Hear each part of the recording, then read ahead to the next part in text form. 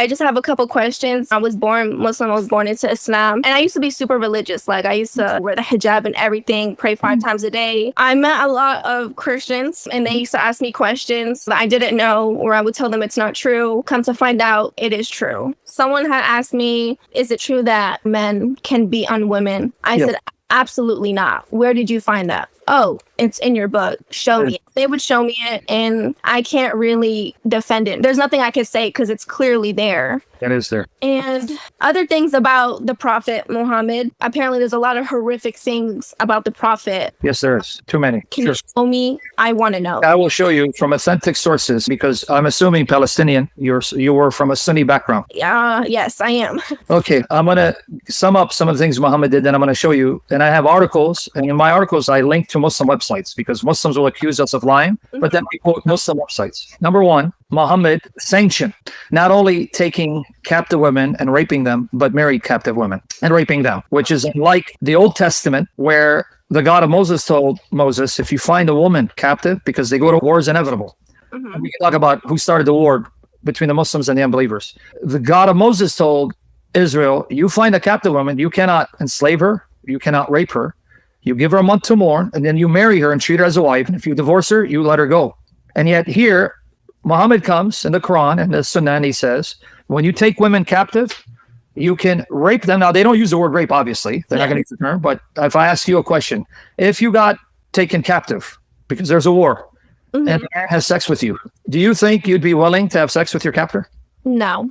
Absolutely not. Well, Islam says you have no choice. Once they capture you, you're their property. And he said you can even do it with a married woman. That's number one. Number two, I'm sure you know this, and it's not just with Muhammad, but the Quran sanctions this, and Islamic Sharia sanctions this. Muhammad not only took a 9-year-old to bed when he was 54, the Quran actually, I'm going to show you this step by step. I'm going to show you these 3 things. The Quran actually permits prepubescent minors, young girls who haven't reached puberty, to be married, for men to have sex with them, and divorce them to be married off again. That's in the Quran and the Sunnah. That's the second thing he did. And that's why to this day, in predominantly Muslim lands, not in the West, where Muslims know they can't do this and get away with this, and they try to present a rosy picture of Islam. To this day, in Muslim countries, if you go to Saudi Arabia, if you go to Afghanistan, wherever there's a Muslim majority, you'll have young girls, even before 9, being married off. And the only condition, and I'm going to show you this from authentic Muslim sources, not my opinion. I'm going to show you. I'm just going to show you the 3 points that I'm going to show you thus far. From authentic Muslim sources, the only condition, you know what the only condition is, sister? I'm sorry? You know what the only condition is? No, I don't. That she can handle penetration. I'm going to show you where a girl as young as 6, 7, or 8 can be married off, and the man can have sex with her. But if she can't handle penetration, he has to wait till she's 9. Wow. I'm going to show it to you. No, Jenny, it's not consent. Jenny, please don't chime in. Thirdly, Muhammad abolished adoption. He abolished adoption. Do you know why he did that? No, I don't. Because he had married his adopted son's divorced wife, Zainab. And then people started making fun of him, like, how could you take your son's wife? So then Allah abolished adoption, saying, adopted sons are not really sons, so stop calling them your sons. So Muhammad, the pervert, took his adopted son's divorced wife, Zainab bin Jahsh, and his adopted son was Zayd ibn Muhammad. But then he said, adoption is now abolished. And that's why in Islam, and you can go to your chef and tell him, in Islam, can we adopt children? Say no, you can take care of orphans. I'm not saying you can't do that. But when an orphan reaches age, he cannot live in the house if he's not a son. Why? Because you know about the issue of mahram. I heard about that. And I heard about this a couple years ago. I never really questioned it because I didn't understand. But wow, I did not know that. Okay, but let's say you heard about that. How disgusting of a man that he would allow pedophilia, but then abolish a humane practice such as adoption, because that means in Muslim countries, there are orphans who don't know who their parents are, and there are couples who can't have children. And because of Muhammad, orphans can't be adopted and raised as children, and couples who can't have children cannot adopt children because of Muhammad. Okay. How would you feel about that? Let's say you're married and you can't conceive, and there's an orphan who doesn't know who his or her parents are, and you would love to adopt that child and love them as your own, and you can't do it because of Islam. I would feel pretty hurt, but I know I'm not defending anything, but I know some people, they have told me, oh, he can go and marry another wife. Absolutely not. I'm not. That means you're a piece of garbage, piece of meat, because you're irrelevant. What about you then? Yeah, no, I hear you. I honestly, I did not know that. Hey, but what about, okay, so you can marry another wife and get a child. What about you? Don't you want a child? Yeah, I'm gonna feel hurt. I'm Do gonna. you want a competition wife who can give him kids and you can't give him kids so that she looks down upon you? No, I would not want that. So my point is, okay, he can marry someone. What about the orphans that cannot be adopted and be made part of someone's family? I think that's sad. That's what Muhammad did. So let me show you now the sources one by one. Let me show you Muhammad said you can rape captive women who are married. Okay. Then we're going to go online. You're going to see on sunnah.com. I didn't make it up. People don't think I'm making stuff up. So Muhammad was a very filthy, evil, immoral monster. But what the Muslims do, they focus on his good qualities and never speak about the bad qualities. That's why in Islamic law, Sharia, you are killed if you criticize Muhammad. How convenient, huh? Yeah. Why would you need to kill people who talk about Muhammad? If Muhammad is a pillar and he's a saint, what's there to say about him to discredit him unless there's a lot of filthy, evil, vile things about this man? It's like me focusing on the good qualities of Hitler and ignoring what a monster he was, right? Yeah. And I'm going to show you. You ready? Let's go Yeah. step by step. Now, I'll give you links to the articles, but here, Islam, the religion of rape and adultery. But the thing is, I link to Muslim sources. So here it is in private chat for you, right? And here you go, right here for everyone else. Guys, focus and help me to help you. Don't be distracted. That means you're not listening. All right, here's the passage. This is Surah An-Nisa, verse 24. Now, this is telling Muslim men whom they cannot have sex with, okay? Mm-hmm. Also forbidden are women already married. So I can't have sex with a married woman, right? Mm-hmm. Except those captives and slaves whom your right hands possess. You hear that? Yes. You're on the screen. So I can't have sex with you if you're a married woman unless you're my captive or slave. That means then it doesn't matter you're married. I own you. I can now have sex with you. Now, what was the reason this passage was sent down? Here you go. I have it here, but so you don't think I'm making it up. Sunnah.com. Here it is. Mm-hmm. If you go to that article I sent you, I'll link to Sunnah.com. So you can click on it. Bam. Does it say Christian.com? No, it says sunnah.com. Okay, this is a Muslim site. So now let's see what it says. I want to see everyone see this. Look. So people don't think I'm lying. All right, right here. It says the book of suckling. And there's an interesting story related to this. Chapter 9, it is permissible to have intercourse with a female captive after it is established that she's not pregnant.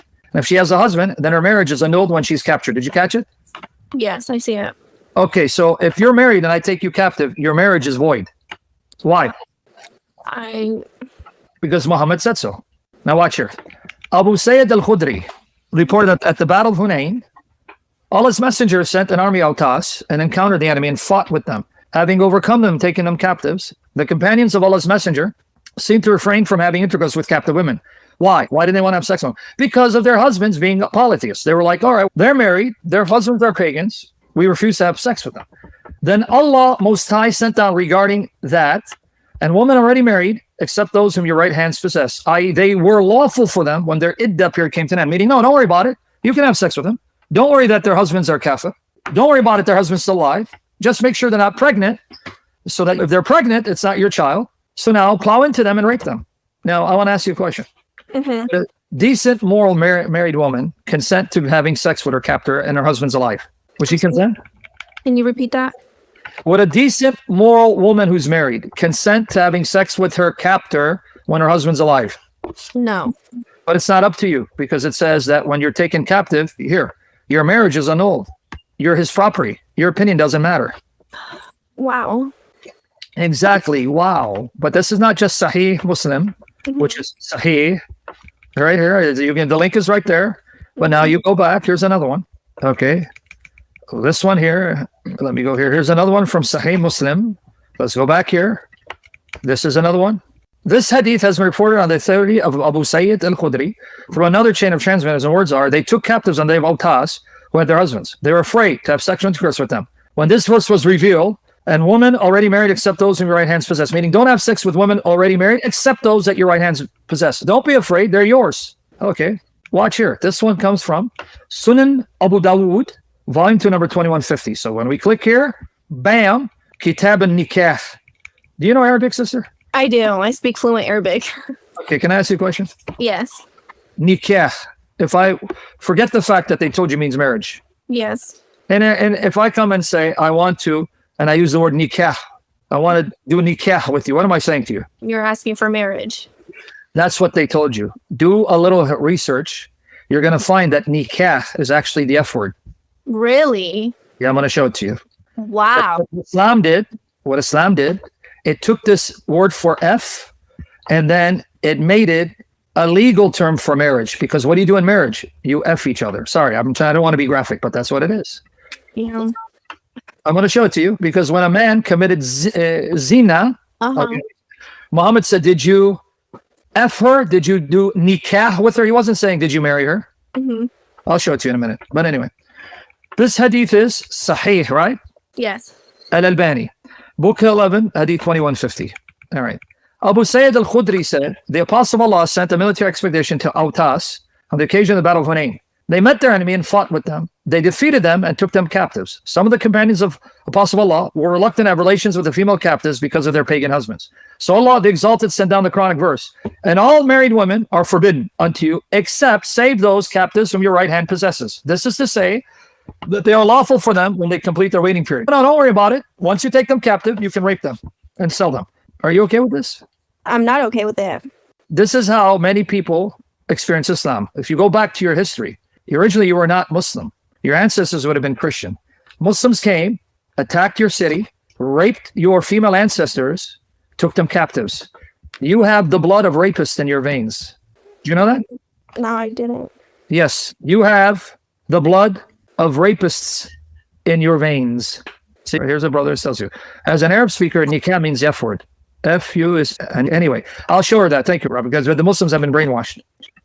This is your legacy. Muslims went and attacked places and took women captive, married women and raped them. Now, that the word nikah, so when it's kitab and nikah, literally it's the book of effing. And if you think I'm lying, here we go. 1 second. Okay. He was a very vulgar man. His language was filthy, Muhammad. What would you think of a prophet that says, go bite your father's penises off? I never heard of that. I'm showing Muhammad this. Now, you see the Arabic here? I do. What does it say? It says, Anni kuntaha. Okay, and niktuha. Okay, now watch. Look what he said. Sorry. It's okay, that's fine. But I want you to tell me, does it mean marriage here? Because let's see what the context is. This is Sahih Muslim. I'm sorry, Sahih Bukhari, the Sahih collection of Al-Bukhari. Ikrama related Ibn Abbas said, when Ma'iz ibn Malik, he had committed fornication, sexual morality. He wasn't married. Came to the Prophet. He said to him, perhaps you kissed or winked or looked. Maybe you didn't commit adultery. No, Messenger of Allah. He answered, he said, did you have intercourse with her? Using no euphemism. He used this word. And niktuha. Does that mean married here? He's talking about someone committed adultery. No. It means, did you F her? Wow. And that's why it says he didn't use a euphemism. He just came out and said, did you F her? He didn't say, did you marry her? He was committing zina. Yeah. You got it? Yeah, I understand. Now, you see how filthy? So, kitab and nikah means the book of effing. So when someone says he wants to perform nikah with you, that means he wants to F you. But legally, so they call it a marriage. Now, let me show you again his filthy, because it's all tied in because you're saying how filthy Muhammad is. Now, watch Muhammad talking about biting people's penises off. Ready? Here you go. Right here. And now you see it's on sunnah.com, right here. Sunnah.com, Sahih Al-Adab Al-Mufrad, that's by Bukhari, book 41, hadith 963. And I'll get you the links in a minute. Okay.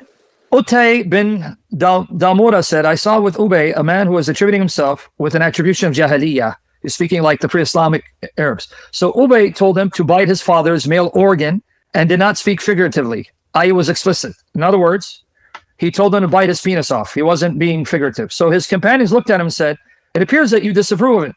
So Ubay saying, oh, are you upset that I told this man to bite his father's penis? Then he said, I will never show apprehension to anyone with regards to this. Verily, I heard the Prophet say, whoever attributes himself with an attribution of Jahiliyyah, then tell him to bite his father's male organ and do not speak figuratively. So tell him to go bite his father's penis. So Muhammad said, that's what you tell people who boast about their lineage. Wow. Right? So there you go. Here we go. And here again is Mishkat al-Masabih, right here.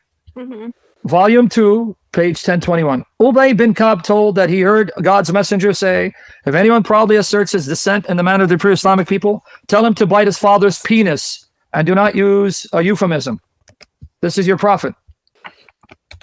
Is this your example? That's what the Muslims tell me. He's the example. I just sent you the link in the private. And guys, I just sent you the link. And here's a link to the other article where he says about, did you effer? Did you effer? This is the beautiful language of your prophet, the beautiful example of your prophets. Number one, we established he's a filthy mouthed rapist. He had women raped, even married women. Did you see that? I did. Okay. Now, the other thing was pedophilia in Islam. You ready? Yes. Okay. Now, let me give you the article there. Watch here. I'm going to get you this so then you can go to your scholar and say, hey, here. No, it doesn't mean that, but wait. Ibn Kathir, Qurtubi, Tabari, Ibn Abbas, they all say this is what it means. Oh, okay, you're not supposed to know it. Because Muhammad said, you're stupid. You know that, right? You didn't know he said that about you? No. He said that you women are deficient in intelligence. It takes two of you women to equal a man. That's why the majority of you are in hell. What? Wow. You didn't know that? I didn't. Like, I'm going to show it. I want to show it to you. Okay. All right, now just let me go through this now. Here's another one. So go to the private chat, click on those links, save them. Okay. You can go back and then reference them so that they don't say I'm lying. Right? So hold on, but here he's quoting. Here.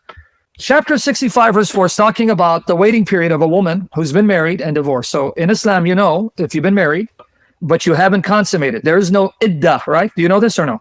No, I didn't. Let me show it to you. Okay. All right, here from the Quran, Quran, Kareem. Here you go. We'll use two translations. The iddah is the waiting period, meaning, okay, I divorce you. You got to wait 3 months, 3 monthly cycles, 3 periods. Yes, I heard that. I heard about that. Here, look what it says here. Chapter 33, verse 49. So you can see it with your own eyes. Because now tell me how you're going to follow this religion. O ye who believe, if ye wed believing women and divorce them before you have touched them, then there is no period that you should reckon. So if I haven't touched you, after engaged to you, do you have to wait? Do I have to wait? What does it say? There is no period that you should reckon, but content them and release them handsomely. Do you have a waiting period in iddah if I'm contract to marry you, but I didn't sleep with you? No, right? Yeah. You see it, are you sure? Yeah. Okay, now we're going to look at Hilali Khan. Look to your right, Hilali Khan. Oh, you believe when you marry, believe women, and then divorce them before you have sexual intercourse with them, no iddah have you to count respect of them. So give them a present, set them free. I divorce a man in manner. So you're engaged. The man doesn't have sex with you. You don't have to wait, right? If he divorces you? Yeah. But if you've had sex, then there's a waiting period of 3 monthly cycles. But then they asked Muhammad a question. You know what the question they asked him? No. Okay, some of our women are menopause. And then some of the women we marry are too young and they haven't had their periods. What about them? They wait 3 months. Here it is. Chapter 65, verse 4. And this is about the chapter of divorce. And in case here, I'll show it here, but I'm going to go to the article. I'm going to give it to you. Well, look at Hilali Khan. And those of your women, chapter 65, verse 4, of your women as have passed the age of monthly courses, meaning menopause. For them, the iddah, prescribed period, if you have doubts about their periods, is 3 months. Count 3 months. Now watch here. And for those who have no courses, why? They haven't had their periods. They are still immature. Their iddah is 3 months likewise. You understand what that means? No. You want me to explain what it means? Yeah, no, go ahead, explain it. It's saying, all right, what if I marry a young girl? She hasn't had her periods. And I've had sex with her, I divorce her. How do I count her waiting period? Count 3 months. That's what it's saying right here again. Why do these girls have no courses here? And for those who have no courses, they are still immature. I married a young girl who hasn't even had her period, and I had sex with her, but now I'm displeased with her. I divorce her. Let her wait 3 months for the next guy to marry her. Oh, wow. Let me give it practically. As we speak right now, there are children in Muslim countries. This is being done to them. It's not a theory. It's happening in Afghanistan. It's happening in Saudi Arabia. It's happening in predominant Muslim countries where even a girl as young as 8, she'll be married off, and a man will mount her and then deflower her, and then he can divorce her, and then someone else can do the same. Now, for the life of me, you have some moral decency. Would you be okay if, let's assume, you were living a time Muhammad attacked your village. He took your mother captive, your father's alive, and his men raped your mother and sold her off. Would you be okay with that? I wouldn't be okay with that. Would you be okay? They take let's say you have a 6-year-old sister, and then a man says, I'm going to marry her. And if she can't handle penetration, then I'll play with her. But at 9, I'm going to penetrate and deflower her. No, that's not okay. Oh, that's in Islam. And that's what your prophet did to Aisha. Oh, wow. Yeah, I heard about that. Well, I And want to show you. I did some studies about that. And they were just saying how, oh, it's a different time period. She really wasn't young. Really? She really wasn't young. So Go ahead. Show me. I'm going to show you. So if I show you, it says she was playing with dolls and on swings. And she was playing with dolls because she hadn't reached puberty when Muhammad took her into his bed and mounted her. She was playing with dolls and on swings. Wow. I'm going to show it to you. But before I do that, let's see what the Muslim scholars say about this verse. Are you ready? Yeah. Here it is. And I gave you the link. Yeah. Here you go. Who's the example given of a woman who hadn't reached puberty that was then married? Okay. Who's the example given? You want to see? Yeah. Aisha. Here it is. You see it? The son of Aisha Bewley, chapter 3, book of Tafsir. It says the Tafsir of Surah Talaq, meaning the chapter of the. Yeah. Mujahid said that if you have any doubt, 65 verse 4. That's the verse we read. If you do not know whether she menstruates or not, the iddah of women who do not longer menstruate and those who have not yet menstruated is 3 months, right? Mm-hmm. And then now notice the example here. Again, Aisha Bewley, Sahih Bukhari, chapter 70, book of marriage. Watch here, quoting 65:4, right? Mm-hmm. Now, what did this say in Bukhari? They don't menstruate. Why? Because they're young, right? Those who have not menstruated. Okay, now who's the example given here? This also applies to those who have not yet menstruated. And he made the iddah of a girl before puberty 3 months. And then here, it is related from Aisha that the Prophet married her when she was 6 years old and consummated it when she was 9, and she was his wife for 9 years. If you see a 54-year-old man mounting a 9-year-old for 9 years and then leaving her a widow where she can never marry again, do you believe this man's a prophet? Unfortunately, no. Then you just left Islam because that's what your prophet just did. So you read it, Bukhari. But now, here are the scholars on the meaning of 65:4. Here you go. Fath al-Bari from Ibn Hajar al-Asqalani, who wrote the commentary in Sahih Bukhari. Look here. And those who haven't menstruated yet, he made the waiting period 3 months for those who have menstruated, which indicates that giving her into marriage before puberty is permissible. You okay with that? No. So then you're no longer a Muslim. Now let me give you more commentaries. Now make sure you click on the link to the private and save it so that you can go to your scholar and say, wait, look here. What? Tafsir Ibn Kathir. Allah the Exalted clarifies the waiting period of the woman in menopause. And that is the one whose menstruation has stopped due to her old age. See, she's old. So how long should she wait? She has no more periods. Her it does 3 months instead of 3 monthly cycles for those who menstruate, which is based on the ayah in Al-Baqarah. The same for what? For the young who haven't reached their menstruation. Oh, so your religion allows you to marry young girls who haven't menstruated. Interesting. Tafsir al-Jalalain. And this is online. These are all online. You click on it, you go there, boom. It takes you right there, see? So I don't think we're lying. Tafsir al-Jalalain. And if you have any doubts about the waiting period, their prescribed period shall be 3 months. And what? Hold on. What does it say? Read that for me. And for those who have not yet menstruated because of their young age. Why is Islam talking about young girls who haven't had their periods, being married, having a man deflower them and divorcing them, and they wait 3 more months to be remarried in case someone wants to marry them afterwards? Why is it even having this conversation? I don't even have an answer. Exactly. Now here, this is attributed to Ibn Abbas. Some say this is not Ibn Abbas, but it's attributed to him. Now watch the underlined portion. Just read. Can you read the underlined portion? Yeah. What about the waiting period of those who do not have menstruation because they are too young? Along with those who have it not because of young age, their waiting period is 3 months. They're too young. They haven't had it. Instead of saying, don't touch them, they're not mature. No, you can still have sex with them and divorce them and let them wait 3 months to be remarried. And here, Asbab al-Nuzul by Al-Wahdi, he's asked about the waiting period. All right, Muhammad is asked about the waiting period of the woman who has not yet menstruated. Okay, now look at here. What's the answer here? He said, those who are too young such that they have not started menstruating yet. Anyway, I'll read a few more, then I'm going to show you where Aisha was playing with dolls and on swings when Muhammad took her to his bed and mounted her. And I'm going to show you where Islam says, you can marry girls even younger than 9, but there's one condition. If they cannot handle penetration, then don't penetrate, but when they're 9, deflower them. That means, okay, sister, how old are you? I'm 21. Do you have an older brother? No, I don't. Okay. Do you have a cousin that's in his 20s? Yes. Man? Okay. What would you say to your male cousin who takes a 6-year-old to bed because Sharia allows it, 6 years old, and he takes her to his house as a wife, and yet because she can't handle penetration, he plays with her with his male organ until she's 9 and then deflowers her. What would you say to your cousin? I'd be disgusted. I would want him put away. That's religion. I didn't know any of this. I feel so lied to. It's really hard. You have been lied to. Now I'll just give you and there's a lot more, but anyway, because this is all you can read on him. Those who have not menstruated yet, meaning the young girl. What's the word? As-saghira. Means young. And that's the Arabic. Yep. The young girl. That's why she hasn't menstruated. Anyway, you can go and read it. It's all there. No one's lying.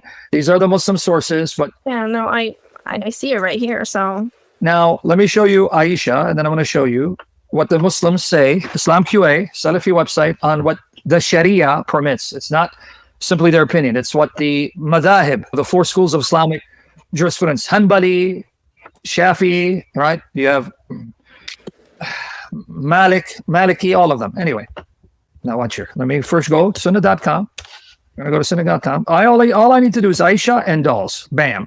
Boom. Aisha and dolls in the search engine. Bam. Look what pops up. Bam. Look at this. This is what? Sahih Bukhari, volume 8, hadith 151. Narrate Aisha, I used to play with the dolls in the presence of the Prophet, and my girl friends also used to play with me. When Allah's messenger used to enter my dwelling place, meaning the home that he gave to her after he married her, right? They used to hide themselves. You understand what she just told you? She was so young that the young girls would come and play with her in her home. Young girls. When Muhammad would come in, they would hide because they're embarrassed. What is a grown man doing? Taking a young girl, putting her in a home, and then he visits her on a certain day to have sex with her. A young girl who's playing with dolls with her girlfriends. Let's finish it. They used to hide themselves. But the Prophet would call them to join and play with me.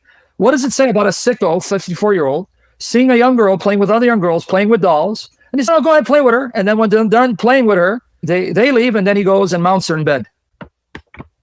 Now watch here. The playing with the dolls and similar images is forbidden. You know, in Islam, you can't play with images. But why was it allowed for Aisha here? But it was allowed for Aisha at that time, as she was a little girl, not yet reached the age of puberty. Don't let them lie to you and say she was mature. Okay. You caught it? Yeah, I see it. In front of you, right? Yep, it's there. Okay, now let me show you from Sahih Muslim. Sahih Muslim. Oh, this one is even from Al-Adab Al-Mufrad, which is, again, Al-Bukhari, book 55, hadith 1299, Sahih, right? Aisha reported, right? The Prophet used to call her companions to her who were playing with dolls. That's how young they were. She and her friends were playing with dolls. Now watch here. Let me show you.